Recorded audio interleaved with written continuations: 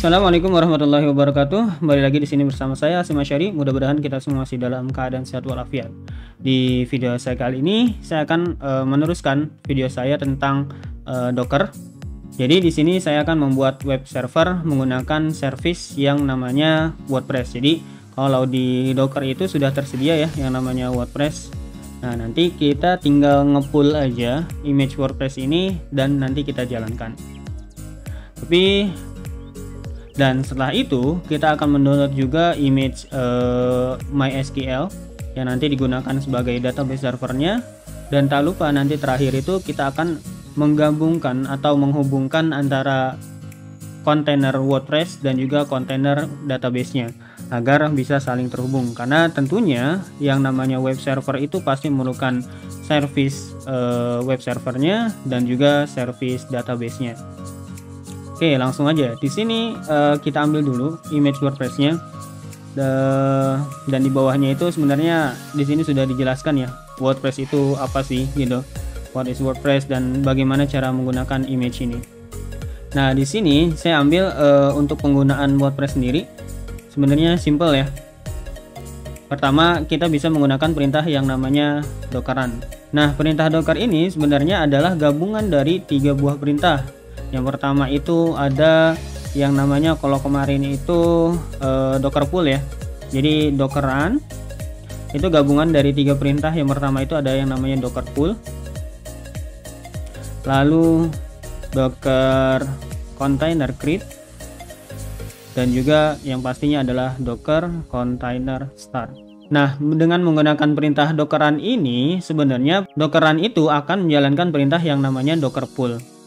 Apabila image yang kita download atau image yang akan kita buat kontainernya itu belum ada, si Docker ini dia itu akan mendownload image yang kita diperlukan kayak gitu. Pertama dia bakal nge-pull.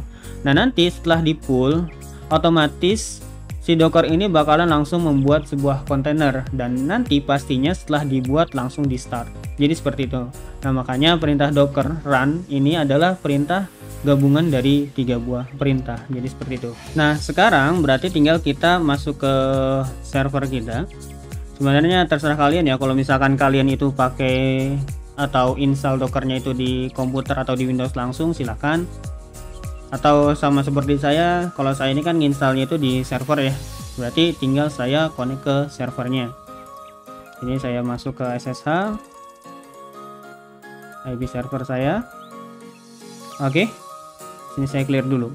Nah, jadi untuk sekarang perintah yang kita gunakan itu adalah dockeran, sama seperti tadi yang tadi saya jelaskan. Dockeran, lalu min name. Kita mau kasih nama apa? Misalkan di sini saya kasih nama itu adalah WP. Lalu kita tambahkan parameter minp karena di sini port yang digunakan ya. Misalkan di sini saya gunakan portnya itu adalah 3035. Lalu masukkan ke port 30. Nah, selanjutnya tinggal kasih parameter min d, yaitu adalah image yang akan kita gunakan. Nah, di sini image yang kita gunakan itu adalah WordPress ya. Berarti di sini kita ambil WordPress, image-nya adalah WordPress ya. Kita ambil yang versi terbaru. Nah, seperti yang tadi saya bilang bahwasanya kalau perintah dockeran ini adalah gabungan dari 3 perintah. Jadi, pertama dia itu ngecek ya, enable to find image secara lokal. Jadi dia itu bakalan nyari image WordPress ini ada gak nih di lokal kita, ada gak nih di server Docker kita. Kalau misalkan nggak ada, dia pasti bakalan ngedownload.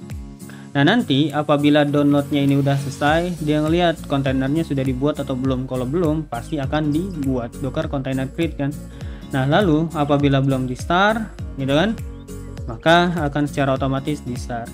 Oke, nah ini tinggal kita tunggu aja downloadnya itu sampai selesai.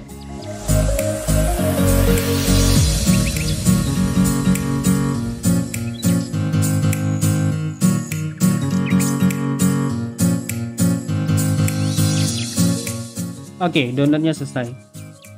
Nah, sekarang berarti tinggal kita cek nih image yang tadi di download dengan menggunakan dockeran ini sudah ada atau enggak. Berarti kan kemarin itu perintahnya adalah docker images ya. Nah, di sini sudah ada kan? Ada image atau repository-nya itu adalah WordPress dan tag-nya itu adalah yang latest, yang paling terbaru. Nah, selanjutnya kan tadi saya bilang bahwasanya kalau Docker Run ini dia itu bakal langsung running kan, akan langsung nge-start kontainernya. Sekarang kita cek Docker ps-a. Nah, sekarang kita cek. Di sini sudah ada name-nya itu adalah WP yang kita gunakan tadi. Image-nya dia itu menggunakan WordPress yang versi terbaru, dan port yang digunakan itu adalah port 3035. Oke, kalau misalkan seperti ini berarti harusnya kontainernya itu sudah siap digunakan. Sekarang kita coba cek, kita masukkan IP servernya 133. Berapa tadi portnya? Portnya adalah 3035.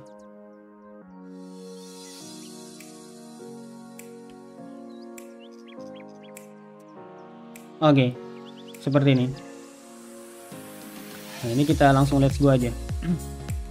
Nah, jadi yang namanya WordPress itu pasti memerlukan server database. Nah, oleh karena itu sekarang karena ini WordPress-nya sudah jadi kan ya.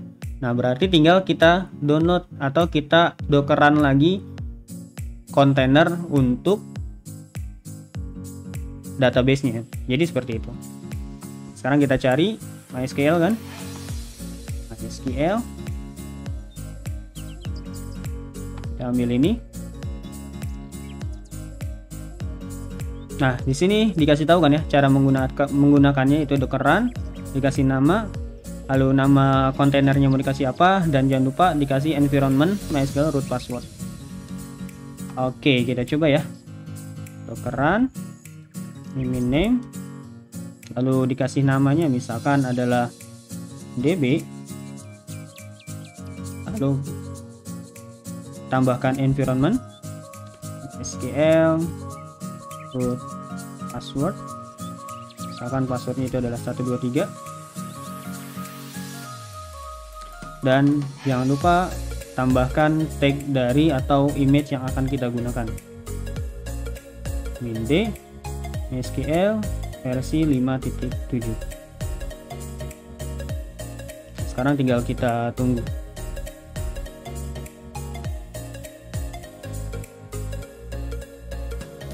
Oke, downloadnya sudah selesai, terus pembuatan kontainernya juga udah selesai. Nah, sekarang berarti tinggal kita cek nih Docker images,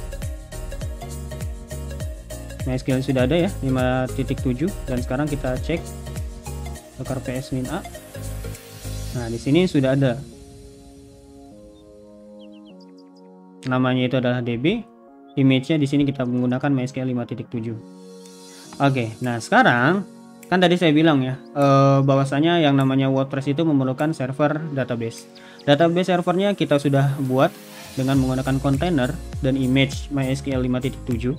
Nah, sekarang berarti tinggal kita buat database-nya agar si WordPress ini bisa diinstal. Oke, sekarang kita masuk ke dalam kontainer, bisa menggunakan perintah docker exec min it ya. Lalu nama kontainernya, karena kita ingin masuk ke database, berarti nama kontainernya itu adalah DB. Nah, lalu kita tambahkan perintah untuk masuk ke dalam database server, yaitu MySQL min u root min p. Nah, sekarang tinggal kita masukkan passwordnya, itu tadi 12345. Sorry, salah. Kita coba lagi 123. Oke. Nah, di sini sebenarnya simple ya, tinggal kita buat database aja gitu ya, dan lalu kita keluar. Kita buat database-nya, create database, misalkan WordPress DB, di koma, jangan lupa. Lalu sekarang kita exit. Oke, selesai seperti itu.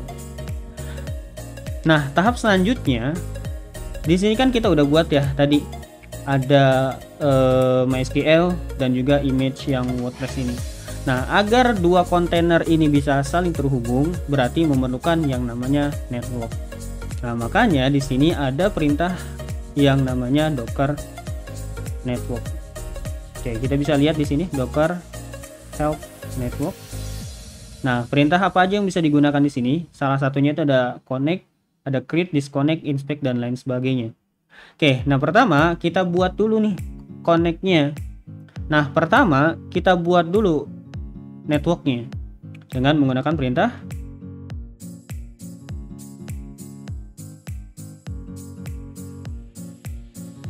Oke, sorry.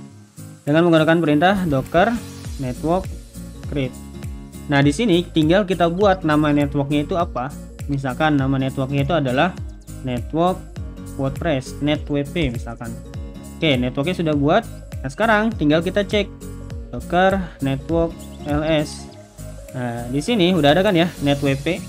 Nah, sekarang kita cek lagi untuk kontainernya biar nggak lupa ya, docker ps-a.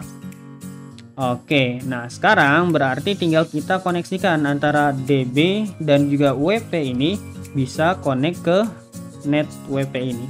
Nah, caranya simple. Docker network connect. Network apa yang akan kita koneksikan? Yaitu adalah netwp. Nah, lalu mau dikoneksikan ke kontainer mana? Nama kontainernya adalah DB kan? Pertama. Oke, DB. Selesai. Nah, sekarang kita koneksikan lagi docker network connect netwp. Yang satu lagi adalah wp kan, wp. Nah, ini harusnya sudah selesai, tapi kita bisa ngecek juga dengan menggunakan perintah docker network inspect ya, lalu nama networknya adalah netwp. Oke, di sini bisa kelihatan ya, di bagian kontainer di sini sudah ada dua. Yang pertama itu adalah wp dan juga yang keduanya itu adalah db. Nah, di sini kita bisa cek ya, IP server atau IP lokalnya itu adalah ini ya, 172.18.03, dan yang ini adalah 172.18.02. Oke, nah sekarang tinggal kita buktikan ya, tinggal kita coba masuk ke WordPress. Nah, di sini tadi nama database-nya itu adalah wp_db. Username-nya, karena tadi kita untuk pembuatan kontainer MySQL-nya kita tidak menggunakan environment user, berarti di sini usernya itu adalah root. Selanjutnya passwordnya 123 dan database host itu adalah nama dari kontainernya. Tadi kan nama kontainer dari database itu adalah db ya. Ya udah, kita masukkan db. Oke, sekarang kita submit. Selesai ya, tinggal run installation. Sekarang tinggal kita kasih nama, misalkan my first web site. Username-nya misalkan nama saya. Di passwordnya biarin aja seperti ini, saya copy ya. Emailnya pakai email saya, dan lalu kita install.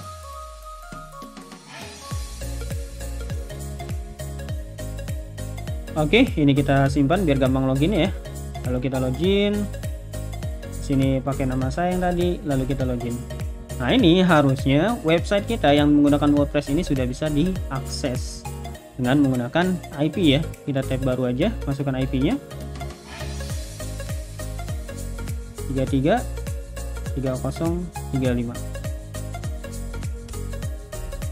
Oke, sudah ada hello world di sini.